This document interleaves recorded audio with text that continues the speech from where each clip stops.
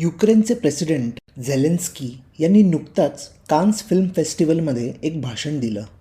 त्या भाषणात त्यांनी युक्रेनच्या आजच्या परिस्थितीची तुलना फोर्ड कोपोलाचा ॲपोकॅलिप्स नाव आणि चार्ली चॅप्लिनचा द ग्रेट डिक्टेटर या फिल्म्स बरोबर केली.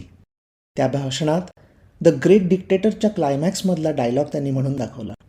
The hate of men will pass and dictators die and the power they took from the people will return to the people. ज्याचा अर्थ माणसांचा द्वेष नाहीसा होईल आणि हुकुमशहा मरतील आणि त्यांनी लोकांकडून घेतलेली सत्ता लोकांकडे परत येईल.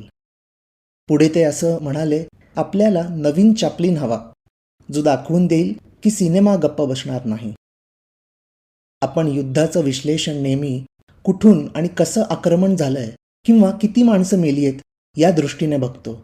पण युद्धामुळे युक्रेनच्या कलेचं आणि काही हेरिटेज वास्तूंचं कसं नुकसान झालंय आणि ते नुकसान कमी करायला तिथली लोक काय काय करत आहेत यावर आज चर्चा करूयात.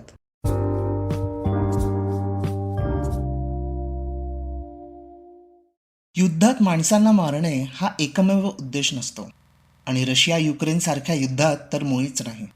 सर्वात मोठा घात हा माणसांना न मारता तिथल्या लोकांच्या आयडेंटिटी म्हणजेच व्यक्तित्वावर किंवा ओळखेवर केला जातो. आणि कला ही सर्वात मोठी ओळख आहे.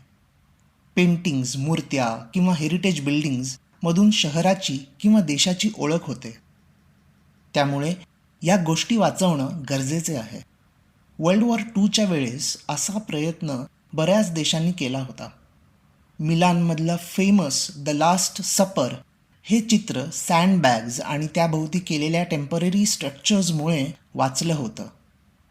तशाच प्रकारे युक्रेन आता तयारीला लागलं आहे. वर्ल्ड वॉर 2 नंतर 1954मध्ये हेग कन्व्हेन्शन सर्व देशांना लागू झालं. त्यानुसार कल्चरल हेरिटेजवर हल्ला करणं निंदनीय आहे आणि तो एक गुन्हा मानला जातो. यानुसार कोणीही कुठल्याही संघर्षात अशा प्रॉपर्टीजवर हल्ला करू नये असे सांगितले आहे. त्या कन्व्हेन्शनमध्ये असं म्हटलं आहे की प्रत्येक देशाने अशा सगळ्या प्रॉपर्टीजची लिस्ट बनवायला हवी. अशा प्रकारची कॉम्प्रिहेन्सिव्ह लिस्ट कदाचित अमेरिकेसारख्या देशात सुद्धा नसेल. पण युक्रेनने या लिस्टवर 2021मध्येच काम सुरू केलं. रशियाने युक्रेनच्या म्युझियम्स आणि हेरिटेज प्रॉपर्टीजवर जोरदार हल्ला केला आहे. अशा तऱ्हेचा पहिला हल्ला इव्हॅनकिव्ह नावाच्या शहरात केला होता. त्या शहरात रशियाने फक्त एका म्युझियमवरच हल्ला केला. या म्युझियममध्ये मारिया प्रायमाचेंको हिचे 25 फेमस पेंटिंग्ज होते. मारिया ही फार मोठी चित्रकार होती जिने पिकासो आणि चगाल यासारख्या दिग्गज आर्टिस्ट्सना प्रेरणा दिली होती. युद्ध सुरू झाल्याच्या पहिल्या आठवड्यातच युक्रेनने आपल्या हेरिटेज वास्तू आणि म्युझियम्समधल्या पेंटिंग्ज आणि इतर गोष्टींना वाचवायला सुरू केले. वेगवेगळ्या पातळीवर या सगळ्या प्रॉपर्टीजना वाचवण्याचा प्रयत्न चालू आहे. बऱ्याच देशांनी आणि NGOजनी यासाठी आर्थिक मदत जाहीर केली आहे आणि पॅकिंगला लागणाऱ्या सामानांचा सप्लाय पण केला आहे. या व्यतिरिक्त बऱ्याच आर्टिस्ट्सना त्यांच्या देशात आश्रय देखील दिला आहे. डॉक्टर फेडिर अँड्रोशुक हे नॅशनल म्युझियम ऑफ युक्रेनचे डायरेक्टर आहेत. ते म्हणाले, सशस्त्र संघर्षाच्या बाबतीत संग्रहालयांनी काय करावे यावर सोव्हिएत काळापासूनच्या काही सूचना आहेत. म्युझियममधल्या वस्तू विशिष्ट क्रमाने काढून लपवणे आणि त्यांची नोंद करून ठेवणे यावर काही रूल्स आहेत. वेळेअभावी हे सर्व कसे करायचे हा मोठा प्रश्न आहे. अशा परिस्थितीत तुम्ही कर्मचाऱ्यांना आत येऊन काम करण्यास भाग पण पाडू नाही शकत. अनेक जण कुटुंबासह पळून जात आहेत. पण मला माझ्या सहकाऱ्यांचा खूप अभिमान आहे. त्यापैकी बरेच जण संग्रहालयात आले आणि त्यांनी कायमस्वरूपी प्रदर्शन मोडून काढण्यास, वस्तू पॅक करण्यास आणि तळघरात ठेवण्यास मदत केली आहे. सगळ्या इंटरनॅशनल इव्हेंट्समधून रशियन आर्टिस्टचा बहिष्कार केला जातोय.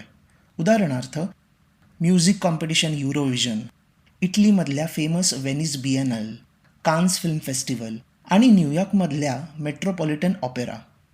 आर्थिक सँक्शन्स व्यतिरिक्त ह्या बहिष्काराचा परिणाम रशियन पॉलिटिक्सवर व्हावा अशी आशा सगळ्यांना आहे. या प्रसंगी युक्रेनियन आर्टिस्टची थोडी मदत व्हावी म्हणून टेक्नॉलॉजीचा सुद्धा वापर केला जात आहे. लिका स्पिवाकोव्स्का ही 2 आर्ट गॅलरीजची ओनर आहे. तिला एके दिवशी तिथल्या आर्टिस्टचा कॉल आला.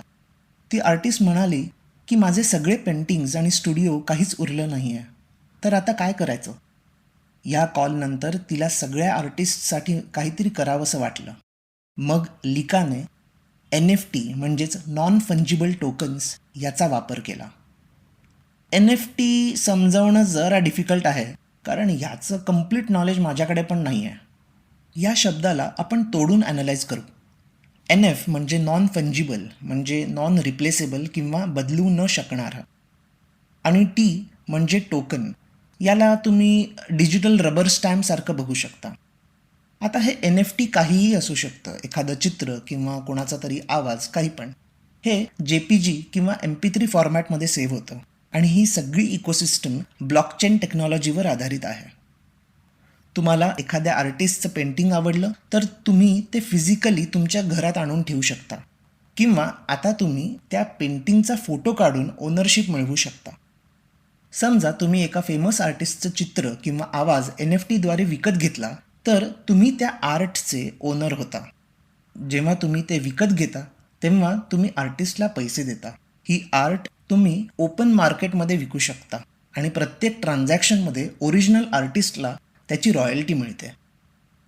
तर लिकाने NFTची सिस्टीम बनवण्यासाठी पोर्तोरिकोमधल्या मिस क्रिस्टल रोज पियर्स या ब्लॉकचेन एक्सपर्ट बरोबर पार्टनरशिप केली. लाईट हाऊस फॉर युक्रेन नावाचा शो अनाऊन्स केला आणि 2 आठवड्यांमध्येच 450हून अधिक कलाकृती त्या प्लॅटफॉर्मवर विकल्या गेल्या. ही चित्र बऱ्याच आर्टिस्ट्सने वेगवेगळ्या कॅम्प्समध्ये राहून काढली होती. एका चित्रात पुतीनला राक्षस दाखवले होते, तर एकात आई मुलाला दूध पाजतीये असं. काही चित्र युद्धाचे भयानक रूप दाखवत होती, तर काही आशादायी.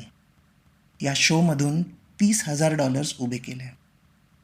खरंय, कलावंतांचा जीव घेऊ शकतो, पण त्यांच्यातील कला अमर असते.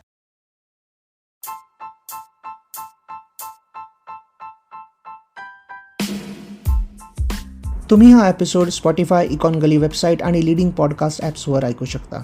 मी दर सोमवार, बुधवार आणि शुक्रवार नवीन एपिसोड्स घेऊन येतो. तुमचा फीडबॅक आणि सजेशन्स शो नोट्समध्ये दिलेल्या माझ्या ब्लॉग, लिंक्डइन किंवा ट्विटर अकाउंट्सवरून मला नक्की कळवा.